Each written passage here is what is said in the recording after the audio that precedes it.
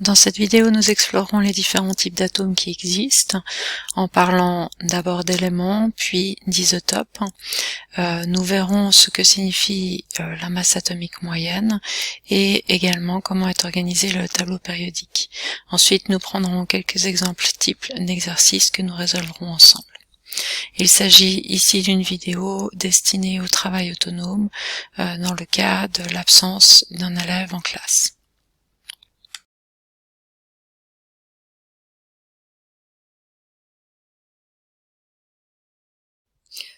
Voici des dessins d'atomes que vous savez ne pas respecter les proportions. Vous voyez en rouge les protons, en bleu les neutrons et en vert les électrons qui gravitent donc sur des orbitales représentées ici en jaune, mais que vous savez de nouveau ne pas avoir la forme forcément représentée ici. Il a fallu qu'on essaye de classer ces atomes. Et un premier moyen de classement, ça a été de réfléchir, alors non pas sur les électrons parce qu'on sait qu'ils peuvent être assez facilement arrachés, mais sur la constitution du noyau. Et en l'occurrence, on s'est rendu compte que tous les noyaux qui avaient le même nombre de protons, eh bien, se comportaient de la même façon, c'est-à-dire que on pouvait définir un lien entre eux. En l'occurrence, on pouvait définir qu'il s'agissait d'un élément. Par exemple, tous les noyaux qui ont un proton, eh bien, vont se comporter de la même façon, et on pourra les appeler éléments hydrogène. Tous les noyaux qui ont deux protons se comportent différemment des noyaux qui n'ont qu'un proton. On les a appelés hélium. Et tous les noyaux qui ont trois protons se comportent de la même manière. En l'occurrence, ils ont un aspect métallique et on les a appelés lithium. Il n'y a par contre pas de lien entre les atomes qui ont le même nombre de neutrons, comme ces deux-là par exemple, mais qui n'ont pas le même nombre de protons. Ils ne se comportent pas du tout de la même façon, on ne peut pas les comparer. De même que nous avons ici deux noyaux qui possèdent deux neutrons, eh bien de nouveau ils n'ont pas du tout les mêmes propriétés et donc c'est pas intéressant de les regrouper. Dans le tableau périodique, vous retrouvez les éléments, c'est-à-dire regroupés dans une même case les atomes qui ont le même nombre de protons. On a vu que l'hydrogène et le numéro de la case correspond au nombre de protons des atomes de cet élément. Comme on a vu, les atomes d'hydrogène ont un proton, les atomes d'hélium 2 protons, et les atomes de lithium 3 protons. On voit donc également ici que les atomes de carbone ont 6 protons, les atomes d'oxygène ont 8 protons, les atomes de cobalt ont 27 protons, les atomes d'indium ont 49 protons, les atomes de chlore ont 17 protons. Chaque groupe d'atomes qui possède le même nombre de protons possède donc un nom, mais également un symbole. Ce symbole peut être constitué d'une lettre ou de deux lettres. La première lettre est toujours une majuscule, la seconde lettre est une minuscule s'il y en a une. Si on trouve deux lettres majuscules, comme par exemple C majuscule, O majuscule, on aura affaire à une molécule constituée de carbone et d'oxygène, et non pas à l'élément cobalt. Le numéro de la case, qui indique donc le nombre de protons, et par extension bien entendu le nombre d'électrons si on a affaire à un atome, eh bien s'appelle numéro atomique, et on le symbolise par la lettre Z. Tous les atomes d'un élément se comportent de la même façon chimiquement, c'est-à-dire qu'ils font les mêmes réactions chimiques, on dit qu'ils ont les mêmes propriétés chimiques.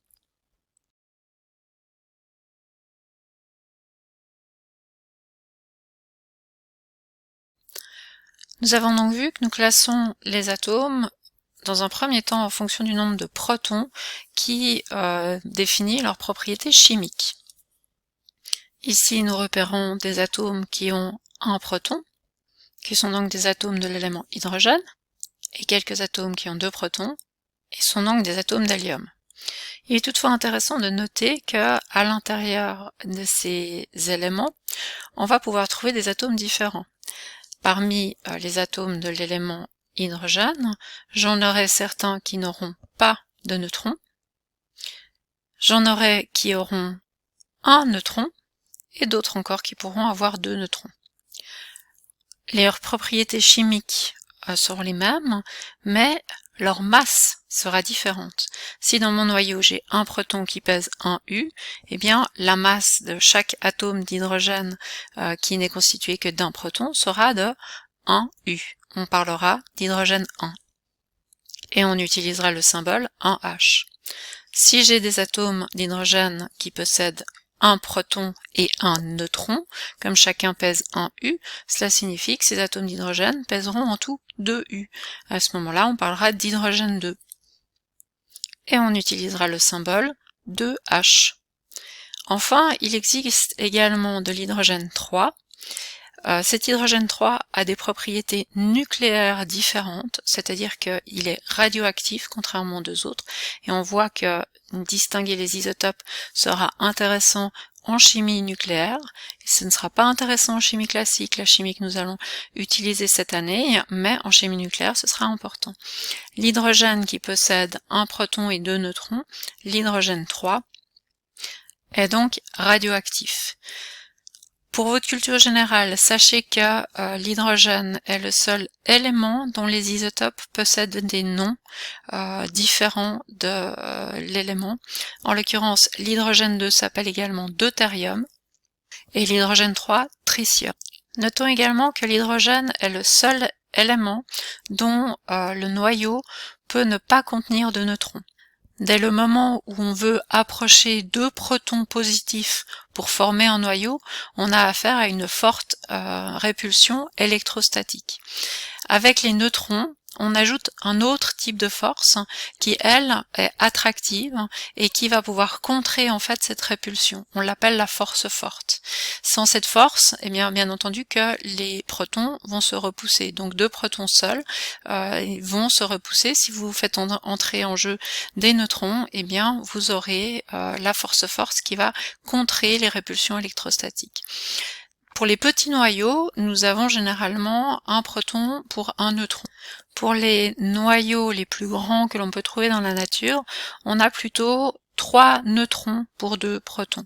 Donc on voit que plus le noyau grossit, plus cette répulsion entre les protons est importante, et plus donc il faut rajouter des neutrons pour tempérer cette répulsion.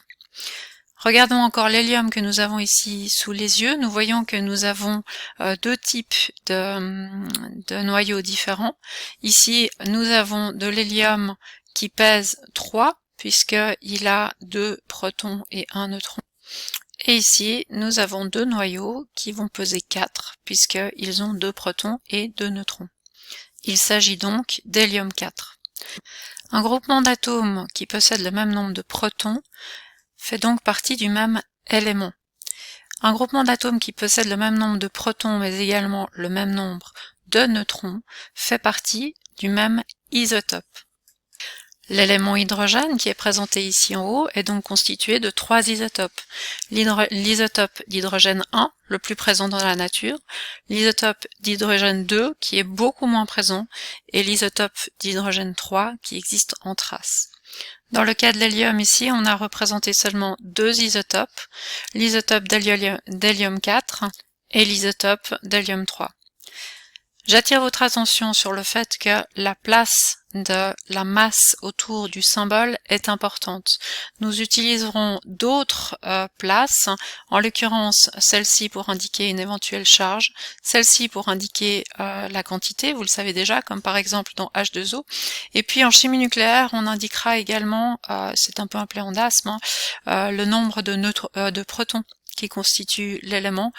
Donc ici c'est un pléonasme parce que ce qui définit l'hydrogène, eh ben, c'est justement d'avoir un proton. Donc l'hydrogène aura toujours un petit 1 qui sera écrit ici en bas.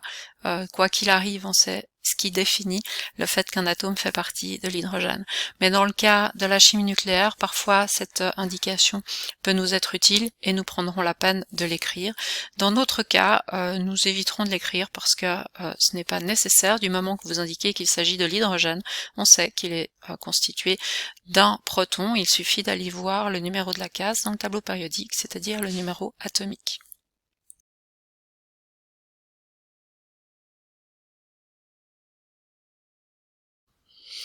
Dans le tableau périodique, on peut observer une indication supplémentaire, la masse atomique, ici arrondie à 4 chiffres significatifs. Pour expliciter à quoi cela correspond, nous allons prendre l'exemple du bore, qui, comme on peut le voir ici, possède 5 protons dans les noyaux de ces atomes. Vous avez sous les yeux 15 atomes, et si on observe bien, les protons dessinés en rouge sont tous au nombre de 5. Donc il s'agit systématiquement d'atomes de l'élément bore. De même, les électrons sont tous au nombre de 5, 2 pairs et 3 célibataires, mais on sait que ce ne sont pas les électrons qui pèsent beaucoup dans la balance, puisque un électron est 2000 fois plus léger qu'un proton ou un neutron. On va donc éliminer de cette représentation les électrons qui par ailleurs sont représentés beaucoup trop grands et beaucoup trop proches du noyau de façon à alléger le dessin. Si on se concentre maintenant sur les neutrons, on se rend compte qu'il y a 3 atomes qui n'ont que 5 neutrons, tandis que les 12 autres ont 6 neutrons. Cela signifie que la masse des premiers est de 10, alors qu'elle est de 11 pour les autres. Pour représenter ce que nous avons ici sous les yeux, eh bien, nous allons réaliser un calcul de moyenne. Pour cela, je vais tenir compte du fait que j'ai une totalité de 15 atomes et pondérer ma moyenne par le nombre d'atomes de chaque type. Le calcul posé est le suivant. 12 atomes multipliés par 11 unités de masse atomique par atome, plus 3 atomes multipliés par 10 unités de masse atomique par atome, divisé par 15 atomes au total. On obtient une moyenne de 10,8 unités de masse atomique. C'est à peu près ce qui est indiqué ici dans le tableau périodique. Alors, elle est bien entendu calculée avec une plus grande précision, en l'occurrence on utilisera des pourcentages, mais également la masse atomique est plus précise, car effectivement, les masses atomiques de 10 et de 11 ne sont pas exactement de 10,0 et de 11,0, car il y a un phénomène un petit peu particulier qui se passe au moment de la formation du noyau, et eh bien il y a une légère perte de masse qui a lieu au moment où le noyau se crée. Cette perte de masse a lieu sous forme d'énergie. Et puis accessoirement on a arrondi aussi à 1 U pour un proton et un neutron, mais en réalité il pèse quelque chose de très légèrement différent. Donc ici on a un calcul assez grossier qui est fait. On va quand même faire celui avec des pourcentages. Donc vous trouvez ici des valeurs plus exactes, 80,1% de bore 11, dont la masse est plus précisément de 11,01 U, c'est-à-dire ici qu'on a 4 chiffres significatifs, on pourrait bien entendu être encore plus précis, et puis 19,9% de bore 10, qui pèse 10,01 U. Si je veux poser ici mon calcul, comme j'ai des pourcentages, je vais devoir diviser par 100. Si je veux reprendre l'écriture utilisée précédemment, donc je vais écrire 80,1 atomes et je vais diviser à la fin par 100 atomes, mais on est bien d'accord que quelque part 80,1 atomes ça ne veut pas dire grand chose. On peut le représenter de façon un petit peu plus juste en mettant en évidence les pourcentages. 80,1 divisé par 100 fois 11,01 U plus 19,9 divisé par 100 fois 10,01 U. La calculatrice vous donnera comme résultat 10,811 U. Mais si on s'intéresse un petit peu aux chiffres significatifs, on voit qu'ici nous avons 3 chiffres significatifs, tandis qu'ici nous avons 4 chiffres significatifs. Et nous savons que c'est le plus petit nombre de chiffres significatifs qui va l'emporter, puisqu'il propage son imprécision. Donc ici nous ne pouvons en fait garder dans notre résultat que 3 chiffres significatifs, et nous aurons en fait une précision qui n'est pas très importante, et qui ne permet pas finalement d'arriver au 10,81 qu'on a dans le tableau périodique. Si on regarde le calcul qu'on avait fait on se rend compte que là aussi on avait indiqué 10,8 mais qu'en réalité nous n'avions pas cette précision.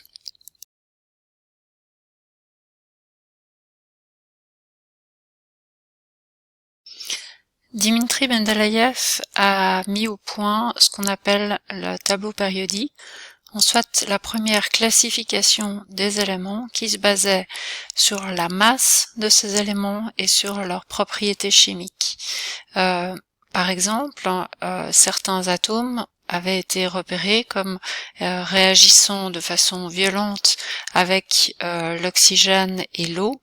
En l'occurrence, il les plaçait sur une même ligne. Et puis, en colonne, il essayait de respecter le sens des masses atomiques. Donc on voit qu'il va de gauche à droite, en descendant dans chaque colonne, en augmentant au niveau de la masse atomique.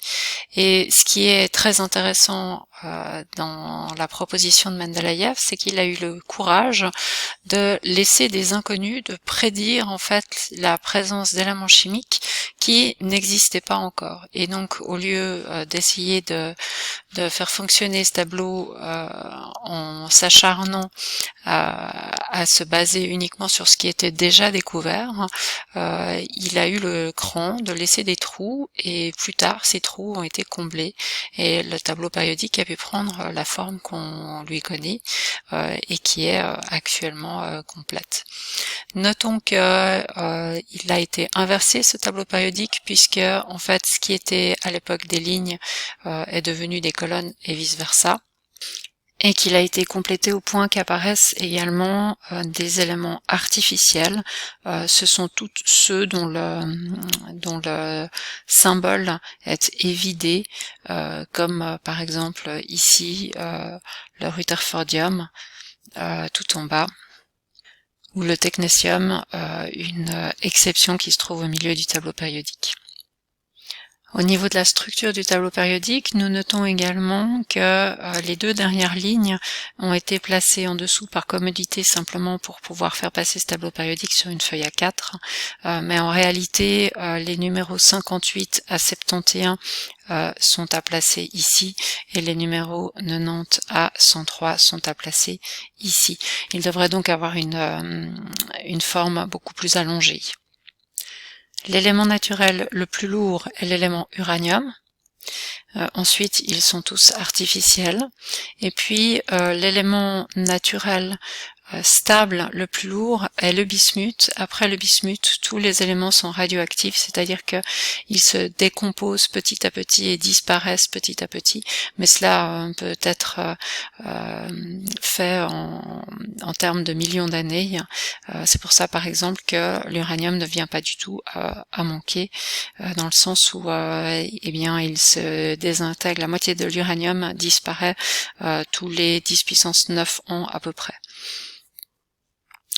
Les lignes du tableau périodique sont appelées périodes et correspondent aux couches électroniques que possèdent les atomes, c'est-à-dire que l'hydrogène et l'hélium, qui n'ont qu'une seule période, eh bien ne possèdent qu'une seule couche électronique, mais que les éléments qui vont du lithium jusqu'au néon possèdent eux 2 couches électroniques.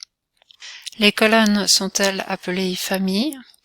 Et les atomes d'une même famille ont en fait un comportement similaire. Par exemple, tous les gaz rares, donc les éléments représentés ici en jaune, sont des atomes qui sont extrêmement stables et qui ne font pas de réaction chimique. Si on prend la première colonne, à l'exception de l'hydrogène, qui est une exception parce que sur la première couche il n'y a que 2 électrons et qu'il se comportera différemment de tous les autres éléments de cette colonne. Donc si on se focalise sur le lithium, le sodium, le potassium, le rubidium, etc., eh bien on observera que lorsqu'on les met en contact avec de l'eau, ils font des petites explosions, qu'avec l'oxygène, ils brûlent, et que donc ils se comportent de la même façon. De la même manière, par exemple, si on prend la colonne 7, qu'on appelle la colonne des halogènes, eh bien, il s'agit d'atomes qui sont fortement oxydants. On gardera donc en tête que les atomes d'une même famille ont non pas une réactivité chimique totalement équivalente, mais similaire.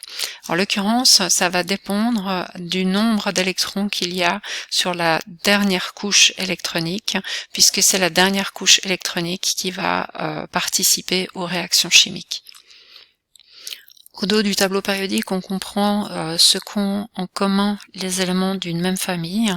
En l'occurrence, il s'agit de la structure électronique externe. Par exemple, les gaz rares ont tous une dernière couche qui est complète avec 8 électrons, 4 paires.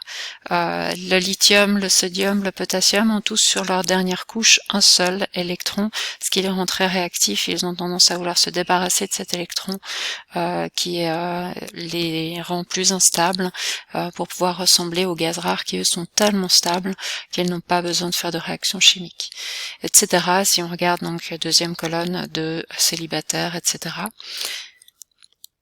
On retiendra encore une dernière chose au niveau des périodes, c'est qu'à chaque période, on va ajouter une couche électronique. Cela signifie que si les éléments qui n'ont qu'une seule période, c'est-à-dire qu'une seule couche d'électrons sont petits, eh bien à chaque fois qu'on va ouvrir une nouvelle couche, on va avoir un saut au niveau de la grandeur, et donc les atomes qui sont sur la deuxième ligne sont forcément plus grands que les atomes qui sont sur la première ligne, etc. Au niveau de la ligne même, si on prend les éléments qui sont dans une même ligne et qu'on essaie de savoir quelle est leur taille relative, ça change relativement peu, si ce n'est qu'en avançant dans la ligne, l'atome a tendance à diminuer très légèrement de taille, simplement parce que l'attraction entre les protons et les électrons est très légèrement plus importante.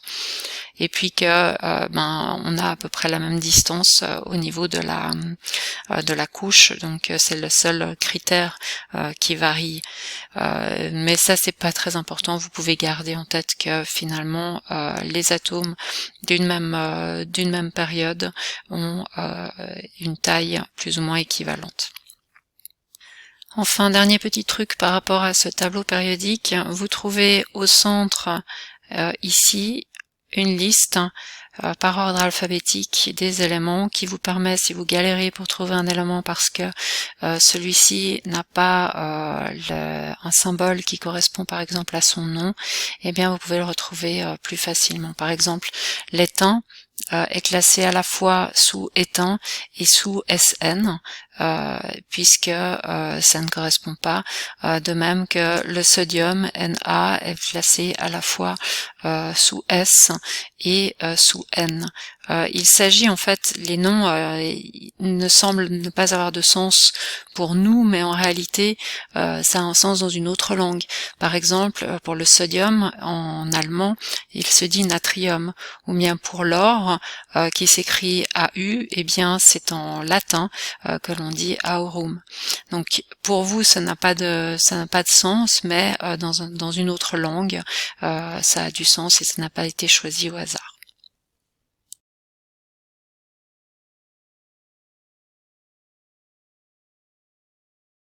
Revenons encore un instant sur les symboles que nous utiliserons dans ce cours. Donc nous avons vu le symbole Z qui représente le numéro atomique. Ce numéro atomique correspond au nombre de protons qu'il y a dans le noyau de l'atome. Et nous savons que si nous avons affaire à un atome neutre, eh bien il y a autant d'électrons. Deuxième symbole, A, le nombre de masse. Ce nombre de masse, comme le numéro atomique, n'a pas d'unité puisqu'il s'agit d'un nombre, en l'occurrence le nombre de nucléons, c'est-à-dire le nombre de particules qu'il y a dans le noyau de l'atome. Et ces particules sont les protons et les neutrons.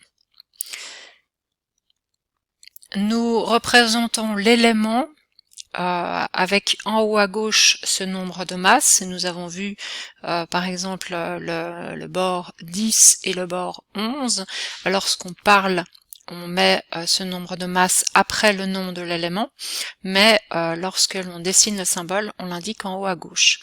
En bas à gauche, il arrive qu'on indique le numéro atomique, c'est-à-dire le nombre de protons, ce qui revient à faire un pléonasme, puisque nous savons que c'est le nombre de protons qui définit de quel élément fait partie l'atome. On utilisera le symbole N pour représenter le nombre de neutrons, et ce symbole N, pour le trouver, il suffira de faire la différence entre le nombre de masses et le numéro atomique, puisque eh bien, si on fait la différence entre le nombre de protons plus le nombre de neutrons et qu'on soustrait le nombre de protons, eh bien, on obtient le nombre de neutrons. Enfin, dernier symbole MA, ou la masse atomique moyenne. Cette masse atomique moyenne a, elle, une unité. En l'occurrence, elle est exprimée en unité de masse atomique, qu'on écrira U, même si vous verrez peut-être parfois écrit UMA, qui est l'ancienne notation. Et nous l'avons vu, cette masse atomique moyenne se calcule à partir des masses atomiques des différents isotopes en faisant une moyenne pondérée. Nous utiliserons pour la masse atomique moyenne plus tard une autre unité. Nous exprimerons non pas des unités de masse atomique par atome, mais nous travaillerons avec des grands nombres d'atomes, en l'occurrence avec une quantité qu'on appellera la mole, et on exprimera donc l'unité, la masse atomique avec comme unité des grammes par mole, pour travailler avec une unité plus utilisable en laboratoire et avec une quantité d'atomes plus utilisable également en laboratoire, mais ça c'est de la musique d'avenir.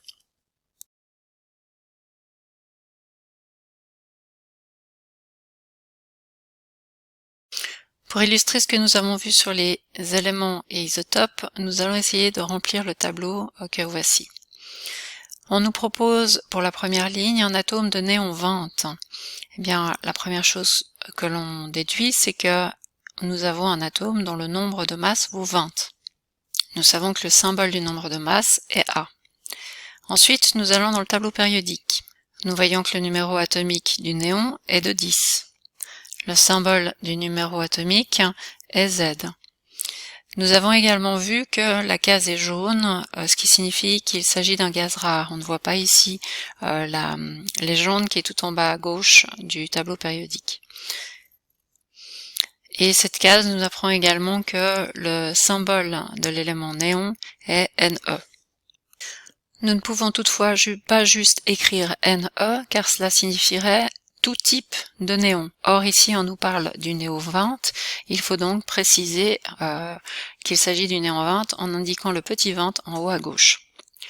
Pour déterminer le nombre de neutrons, eh bien comme nous avons le nombre de masse qui correspond au nombre de nucléons, c'est-à-dire au nombre de protons plus de neutrons, et le numéro atomique qui correspond au nombre de protons, il nous suffit de faire la différence. 20 moins 10 égale 10. Nous savons donc maintenant qu'il y a 10 protons, mais également 10 neutrons. On nous demande s'il s'agit de l'isotope principal. Dans le tableau périodique, on voit que la masse atomique moyenne du néon est de 20,18. Il y a donc de fortes chances que le néon 20 soit l'isotope principal. Cela dit, il faudrait une table des isotopes pour le vérifier. On pourrait très bien imaginer qu'il y ait à peu près moitié-moitié de néon 19 et de néon 21 par exemple, et peut-être que des traces de néon 20. Le nombre d'électrons total, eh bien, puisque nous avons affaire à un atome de néon, il est équivalent au nombre de protons. Donc nous avons ici 10 électrons au total. Ces 10 électrons sont répartis sur deux couches électroniques, puisque le néon se trouve sur la deuxième ligne du tableau périodique. Et il y a 8 électrons externes, puisque le néon est dans la colonne 8A. Concernant la répartition électronique, vous pouvez regarder au dos du tableau périodique et vous trouverez que le néon a 4 paires sur sa dernière couche, puisque la première couche ne contient que 2 électrons et que les suivantes en contiennent 8. Si l'on passe à la ligne suivante, nous lisons ici que nous avons affaire à de l'hélium 3. Nous voyons dans le tableau périodique qu'il s'agit d'un gaz rare, dont le numéro atomique vaut 2, et nous savons que le nombre de masses vaut 3. 3 moins 2 nous apprend que nous avons un seul neutron, et nous pouvons donc indiquer qu'il y a 2 protons pour un neutron. S'agit-il de l'isotope principal? Eh bien, on voit ici qu'on a une moyenne de 4, donc il est peu probable que l'hélium 3 soit l'isotope principal. S'il s'agit d'un atome d'hélium 3, eh bien nous avons autant d'électrons que de protons. On peut donc indiquer ici que nous avons 2 électrons au total. Nombre de couches, eh bien nous voyons que l'hélium est sur la première ligne. Il y a donc une couche d'électrons. Nous voyons qu'il est dans la première colonne, et comme il n'a que 2 électrons, il est évident qu'il ne peut pas avoir 4 paires externes, mais qu'il n'aura du coup qu'une seule paire externe.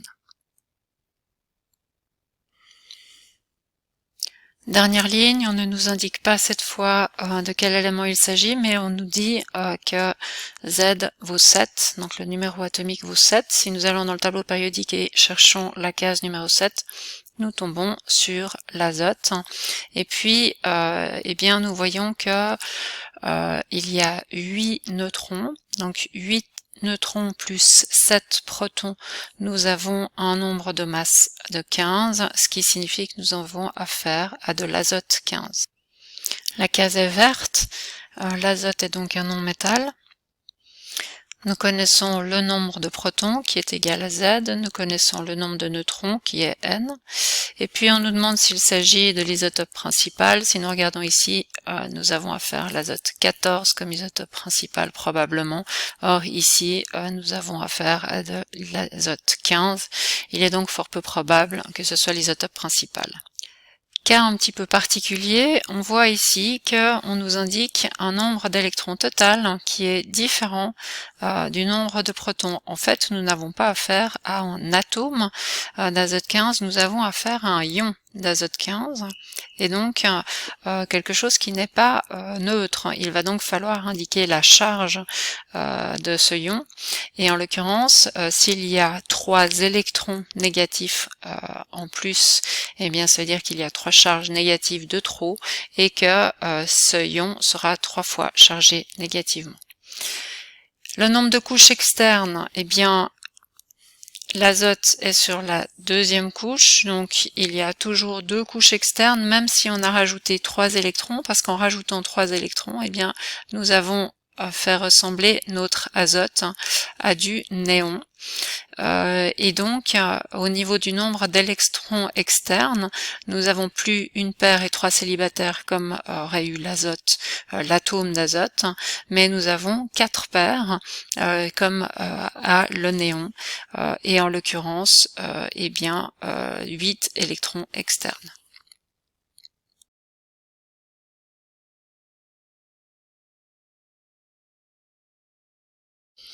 Dans la partie théorique, nous avons vu comment, à partir des masses et de l'abondance des différents isotopes, nous pouvons calculer la masse moyenne. Dans les exercices, vous aurez plusieurs types d'exercices. Alors des calculs de masse moyenne simples tels que celui qui a pu être montré ici, mais également la détermination d'un isotope en déterminant en fait la masse de celui-ci. Par exemple, ce serait ceci qui manquerait. Vous auriez la masse moyenne, ou alors même le calcul des abondances. Nous allons poser ces questions, même si nous connaissons déjà les résultats, avec le bord, juste pour voir mathématiquement comment est-ce qu'on devrait raisonner. Exemple d'énoncé, 80,1% du bord est du bord 11. Sachant que cet élément n'est constitué que de 2 isotopes, déterminer quel est ce second isotope. A priori, il nous semble manquer beaucoup d'informations. Mais s'il n'y a que 2 isotopes et que l'un est présent à 80,1%, comme la totalité doit donner 100%, eh bien, on connaît l'autre pourcentage, 100 moins 80,1, 19,9. Le second isotope, eh bien, c'est la question. Donc en fait, on sait que c'est du bord. Ce qu'on recherche, son nombre de masses, c'est-à-dire la masse en U de cet isotope. Le problème paraît toujours lacunaire, mais nous avons droit au tableau périodique. Et le tableau périodique nous indique que la masse moyenne est de 10,81 U. Je n'ai donc plus qu'une inconnue et peux poser mon calcul. 81% fois 11 U plus 19,9% fois XU égale 10,81 U. Pour extraire X, on va déjà simplifier le problème en enlevant les unités et en simplifiant les pourcentages. On effectue les calculs qui peuvent être faits.